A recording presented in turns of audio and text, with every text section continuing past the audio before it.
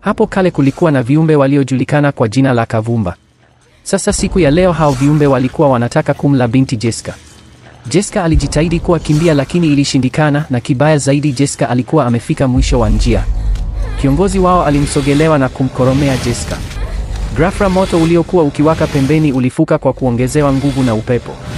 Hao viumbe wakaangalia, sababu sio kawaida upepo kuingia ndani ya hayo mapango. Katika huo mrango akatokea jamaa mmoja ambaye wanamjua kwa jina la Isote the Ghost.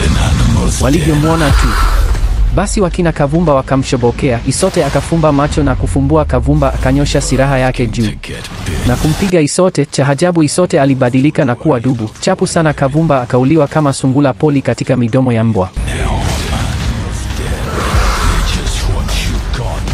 Basi wakina Kavumba wengine wakaja, nao hawakukuwa na bahati.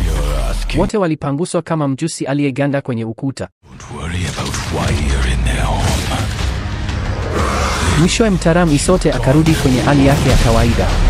Basi wale washenzi si wakasimama tena. Ubabake jamaa akawapiga Windows sate kwa kutumia SSD flash ya moto.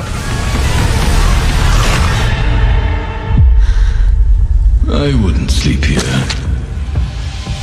Lots of bears around.